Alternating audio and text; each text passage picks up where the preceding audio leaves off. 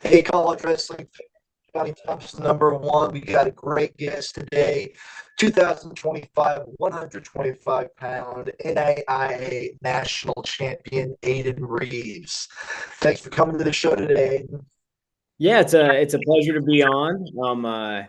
Yeah, it was super nice to catch up with you. During season a little bit, we were able to speak in passing, and it's great to kind of follow up now that the dust has settled a little bit, and we're a little bit further into the spring and almost summertime now. So it's great to catch up with you as fellow Sigourney natives as well. So. We could definitely talk a lot about Sigourney wrestling sometime, that's for sure. Um, so last year, you got third place in the NAIA Nation. This year, you were able to get it done with a national title. What led you to the top of the podium this year? Oh man, there's so many little adjustments I think that I was able to make going from last season, into this year. One of the big ones that stands out is just how I was able to kind of manage. Last year it kind of had a whirlwind of a career. Last year was the first time I was ever in a collegiate postseason, so that was a whole new experience. Just kind of navigating what that looked like, kind of the pressures that you put on yourself, how you approach the tournament. So I think that just having that experience under my belt from last year and, losing my first round match or the first time I was going out at the tournament and being able to battle back and get third and kind of understanding how to navigate that tournament when it comes to, maybe my nutrition, how you're warming up, just, and a lot of the mindset stuff as well, like how you're approaching every match, the self-talk, things of that nature. I think that was probably a key separator, a key difference from last year to this year. And then just continue to believe in myself, continue to believe in the systems that we have in place here, the coaching staff, continuing to believe that they're going to put me in the best position to succeed. And I think ultimately the last thing that really helped me, turn the corner personally, but it was actually taking the pressure off myself and focusing more on, especially during this last season, how I can lift my teammates up and how I can, continue to pour into this program as a whole. And, by doing that, I was vicariously becoming, a better version of myself, a better wrestler as well. You just got through mentioning, how you battled back so hard, getting third place, as a junior last season. I'm curious to know, from a perspective of earning those medals, gold medal and bronze medal, was it tougher coming back for third or tougher winning the national title? Oh man.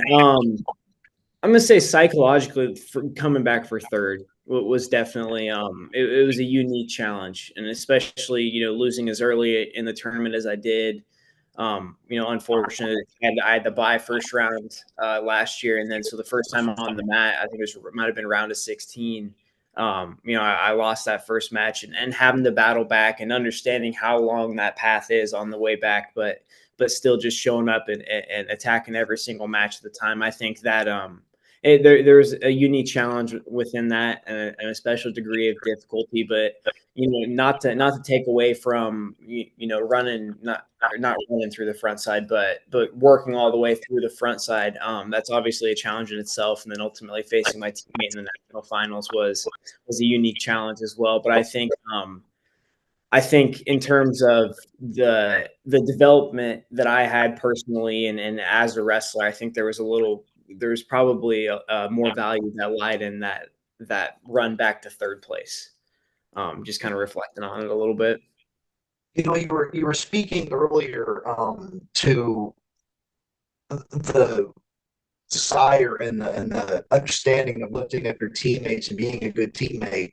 And you know me. I follow college wrestling at every level, every team. I go to as many duels and tournaments as I can, every season.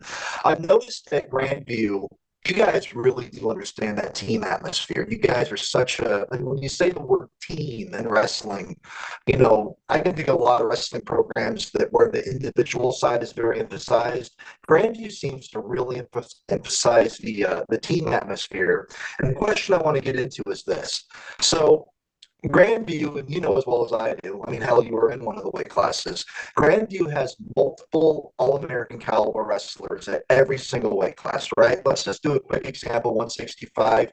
You got Cam Robinson, Dylan Witt, Joe Von Mitchell. All three of these guys, all three of them are All American material. Honestly, all three of them on a good day could probably be a national champion. So, you know as well as I do, at the end of the season, only two of those guys, and maybe not even two of them, because you guys have great wrestlers at every weight. So maybe only one of them is going to get to wrestle in the postseason. And you would think, based on that, you would have guys transferring left and right at a Grandview for opportunities to be varsity wrestlers, but they don't. Explain to me why they don't. Why do guys, even when they know, hell, I might not be the varsity guy at the end of the season, they still remain committed and in love with the Grandview Wrestling program? Explain to the fans why that is. Um, I think a lot of that comes down to what each individual kind of values and what they're looking to get out of this experience. And I think that's where you talk about the culture, you talk about how we're super team oriented, and we're extremely fixated on lifting each other up, and we're all in this together, and we're all you're only as strong as your weakest link. You can use whatever cliche you want to. But I think it's just a testament to where all of our athletes, their priorities is at. If a guy like a Dylan Witt or any of those three guys you just named, there's more that popped in my head. You've got a Cody Anderson this year who was a transfer from Wisconsin a couple years ago, really solid guy, battled some injuries, but he's in that mix at 65 as well. So, you're talking 4 or 5 guys deep at a weight that could All-American. If those guys' priority was to be the man and be an All-American, maybe they would make that decision to go somewhere else. But I think, broadly speaking, the main priority for our guys is to see, to become the best version of yourself, right? To see what your personal potential is and what that looks like. And I think the guys do a good job of understanding that, the best position to do that is here. The best place to do that is here. It is among, 4 or 5 year teammates at the same weight that are All American caliber guys that are freaking testing you every single day, holding you accountable day in and day out. And I think, that's obviously how you ultimately reach your full potential, or aspire to, and become the best version of yourself. And I think that we do a good job of helping our guys understand that.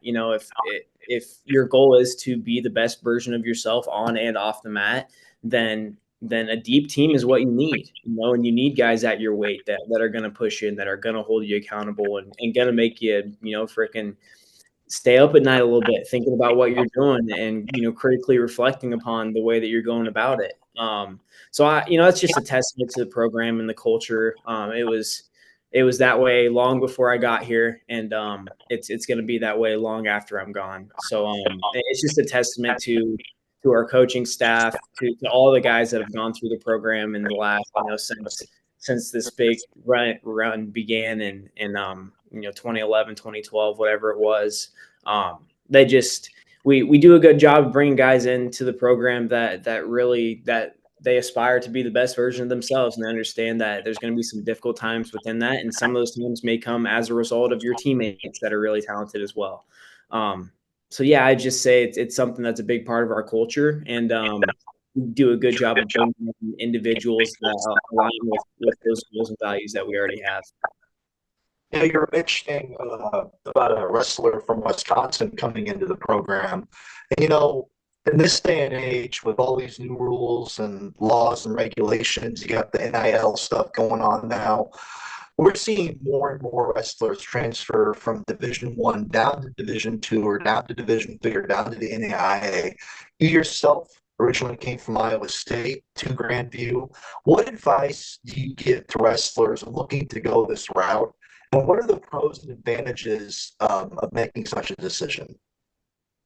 Yeah, it's really dependent upon the individual and their situation, and again, like the previous question, like what do you value and what are you looking to get out of this experience, and I think at a certain point everybody realizes, or starts to realize, like, all right, you only get so long to compete, and what the true value of participating in collegiate athletics in general, but specifically a sport as difficult as wrestling is and as transformative as wrestling is that when you finish up, you don't want to have any resentment towards the sport because it's given so much to you. And you want to put yourself in the best position to succeed in the rest of your life after you're done competing. And I think that's when that's where a lot of guys they go D1 or they go a different level initially thinking that that's how I was. I wanted to be a Division 1 national champion. That was the goal. That was how it was. As soon as I got into high school and started to realize that was a possibility for me. And then ultimately, you end up in a situation where you maybe that's not as important as your character development, right? So I think it's dependent upon each individual and what they're like, again, what they're looking to get out of it, what they value. And then when you're kind of making that decision, my biggest piece of advice is to find a program that's going to help develop the man, or the woman in that, and and on the girl side. Find a program that's going to genuinely care about you. Once you step out of the wrestling room, they're going to care about what you're doing in your social life. They're going to care about what you're doing academically. They're going to care about all those things spiritually, all the way through. So that would be my biggest piece of advice. Just find a program that aligns with what you value, and morally, ethically, so on, spiritually, so on and so forth. And I think that's maybe some of the mistake that young recruits make, or even guys transfer, and especially now when we're throwing money around or talking money a little bit NIL wise, is they have the one point of contact is the wrestling program, and that's the reason they're going to a school. And listen, if your program is only your value to a program is only your results, then that's a shaky foundation. A bad day of practice, a bad tournament, a bad dual meet, like that can really make you question your place in a program. And my biggest recommendation would just be find somewhere that values you as a human being, that values you as a man or a woman, and doesn't measure you based on your results. And that's gonna give you a certain degree of freedom to go out and see how good you can be when you don't have that held over your head all the time. But yeah, we're in a really unique spot when it comes to, assuming the NCAA roster limit goes through for wrestling, then we're going to have, it's strictly in Division 1 where there's going to be 400 guys looking for new programs. Yeah. Um, Yeah. which is really good for, it's really good for the D2, D3 NAIA levels. But I think it's just important to really take a step back and evaluate what you're hoping to get out of this experience, what your life's going to look like when wrestling's over, and finding a program that really aligns with your values and your goals and your vision for what that looks like, especially when you're done competing. Aiden, you're still highly involved in your alma mater of Albion High School, which I hate saying that. We wanted you at Sigourney so bad. I forgive you. I forgive you. You've been very involved. You even helped to design their new singlets, which I think were very, very sharp, very I awesome. love it. Talk about the importance of staying connected to your old high school program and giving back. Yeah, absolutely. Well, like any wrestler who's had a long career, a long competitive career, there's been we could spend the next 5 hours of me just going through names of people that have had an impact on this journey and on my career. And you know a lot of them, the majority of them, without any compensation, without not looking to get anything out of it, really, just doing it for the love of the sport and the love of me. And I'm extremely grateful for that, and I don't overlook that, and I don't take that for granted. And now that I'm in the position that I've had some success competitively, and I've been around the sport long enough to feel like I'm knowledgeable enough to be able to pass that back. That's something that's extremely important to me, and that's something that I'm really passionate about. Is that's the phenomenal thing about this sport is it creates this sense of community. It creates this sense of, I don't want to say feeling indebted, but almost indebted to the sport a little bit. It's the wrestling's responsible for the majority of the relationships that I have, the employment opportunities that I've had, it's been the focal point, or it's been a huge asset in my life. And I it's only right that I continue to pass that along in any way that I can, to be a resource for young athletes and wrestlers in any way that I can. And fortunately, I have a good enough standing relationship with my alma mater, with the people in Sigourney, with some different programs around the state, that they allow me to come in and do that. And I'm super grateful for that. And that's as I'm finishing up competitively, that's something that I'm really looking forward to kind of transitioning to, is a coaching role and a mentor role, and just being a resource in any way that I can. Just this sport relies on a lot of people to be selfless, and I'm looking forward to doing that. And I've noticed you've done a really good job of utilizing yourself and building your brand. You have wrestling camps, wrestling clinics, clinicians, so on and so forth. Um, how does a wrestler that may not know about how to go about that? What would be your advice for someone that wants to go in that direction? Did you hear my questions? My computer No, froze up one it second. cut out mid question. I can hear you now, though. I'm sorry about that. Well, I No, was it's all just, I was good. just asking you, you've done a great job of utilizing yourself and building your brand. You have camps and clinics, so on and so forth. You've done a great job with that kind of stuff. And I suppose it probably seems like it's intuitive to you, but maybe to somebody else might be kind of confusing. What is your advice to some wrestlers out there that may want to go that route but aren't sure about how to start that? Yeah. Well, obviously, with social media and a lot of the new media platforms that we have, it's never been easier. But I would, if you're a collegiate guy, it looks a little bit different than if you're a high school guy. But I would just recommend, maybe getting in touch with a coach, or if you're a collegiate guy, maybe it's your athletic department, and kind of brainstorming some ideas of how to build your brand. Um, what kind of activities you're looking to get involved with, whether it's camps, clinics, certain NIL partnerships, sponsorships, so on and so forth. And then really, sitting down and kind of self-reflecting, like, what does my brand look like, right? What do I value? What's important to me? What do I want to, um, how do I want to portray myself? And you want it to be as true to you as you possibly can be, right? We don't want any, like, social media personalities, right? Like, a brand really works when it is who you are, right? And when it's not an act, when it's not a facade. So yeah, I think that would be the first step of it, is really kind of sitting down and maybe planning out, and, like, critically self-reflecting a little bit, like, what's important to me, what do I want to be involved in, who do I help, who do I want to help, who am I in the position to help, and then kind of making a strategic plan from there. But yeah, I think the most important part about that, and I kind of, I never really viewed it as like building a brand. I guess it was always, to me, it was like, well, this is how I want to represent myself, whether it's I'm on the mat, or I'm on social media, or I'm in a public parking lot. This is who I want to be through and through. Um, and that's kind of just manifested itself in some of the things that I've been involved in. So I've been super fortunate to, be well connected in the wrestling community too, and have those opportunities to run camps, to run clinics, to be a part of those programs and activities that I am super passionate about. So, Aiden, now that your collegiate wrestling career is a said and done thing, where's life taking you next? It's a great question. So, the plan as of right now is to continue to stay on staff here at Grandview, to help run the Viking Wrestling Club here out of Grandview. Um, I've got I'm heading out tomorrow to the USA 14U national duels out in Philly.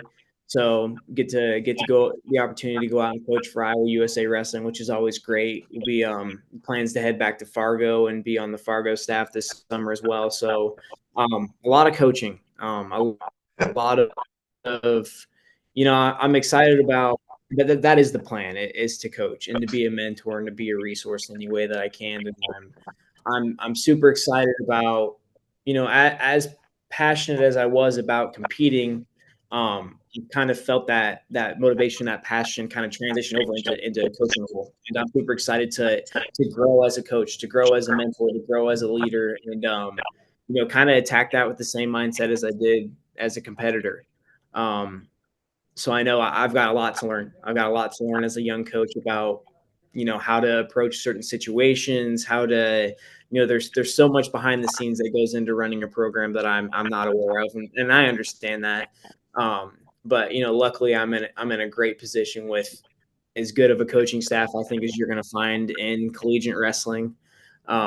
So I'm super fortunate to be able to soak up as much knowledge and experience as I can from Mitchell and Reedy and Henderson and the rest of our staff. So yeah, that's kind of the tentative plan moving forward, and then we'll keep reevaluating and see where that leads. Well, Aiden, once again, I want to congratulate you on winning your national title earlier this season. We want to thank you for being a part of JT1Wrestle today, and wish you the absolute best in the future. Yeah, it's been an absolute pleasure. It's been great to catch up with you, and I hope we continue to do so moving forward. As Sigourney natives, we got to stick together. I'm telling you, I'll set the record straight. I graduated from Albia, but you read the bio. You read what it said on the site. I always claim Sigourney. I always will. Spent the majority of my life there. I still got family back there, as you're well aware. So maybe we'll link up back there. I have to end with this just because it's to me it's so ironic as it is iconic. I don't know if fans know. I'm sure they probably do if they read me because God, I've written about it enough times. But your great aunt dated my grandpa for about 10 or 11 years. You don't remember it, but you were at 2 or 3 Christmases at our house, at my grandpa's house specifically. We got to hold you, and I can remember we also had a family get together over at Bonnie's place. And I can remember they had you on the floor, and it was Ross and Clark, and I can't think of what, the guy that 2 or 3 times state champion in Missouri, his dad. I can't think of what his name is right now. Craig. Yeah, his name. They all had you on the floor, and they already knew. I mean, you weren't even walking yet, and they were already, wrestling around with you and stuff. So you started wrestling before you even remember it. Oh, looking back, it's I'm lucky I fell in love with it because it didn't seem like I had the choice. Looking back now, so yeah. And then the other cool fact that kind of brings JT1Wrestle and Aden Reeves together is probably till about 12, 13, you lived in my great grandparents' house. Yes. Yep. So I don't know if you were even aware of that or not, but the house that you lived in when you were a kid was originally owned by my great grandparents, Leomer and Marie Daniels. And just to kind of make a little plug here, my grandpa played for I guess what you would call, back in those days, they called them farm teams. Today, they'd be like a minor league team, but he played for the Green Bay Packer farm team.